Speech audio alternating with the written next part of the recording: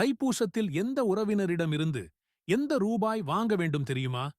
மேஷம் 8 ரூபாய் என் அப்பா, ரிஷபம் 10 ரூபாய் என் அம்மா, மிதுனம் 6 ரூபாய் என் அண்ணன் தம்பி, கடகம் 3 ரூபாய் என் மாமியார் மாமனார், சிம்மம் 5 ரூபாய் என் மகன், கன்னி 1 ரூபாய் என் மனைவி, துலாம் 9 ரூபாய் அன் நண்பர், விருச்சிகம் 21 ரூபாய் மாமா பெரிய உறவினர், தனுசு 17 ரூபாய் என் குரு ஆசான், மகரம் 8 ரூபாய் என் மூத்த சகோதரர், கும்பம் 10 ரூபாய் என் மகள், மீனம் 6 ரூபாய் என்று கணவன் மனைவி.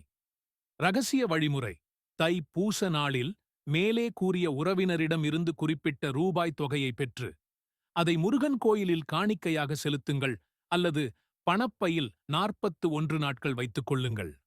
பலன்: பணவரவு திறப்பு, குடும்ப ஒற்றுமை, கடன் தடைகள் நீக்கம், வாழ்க்கை முன்னேற்றம்.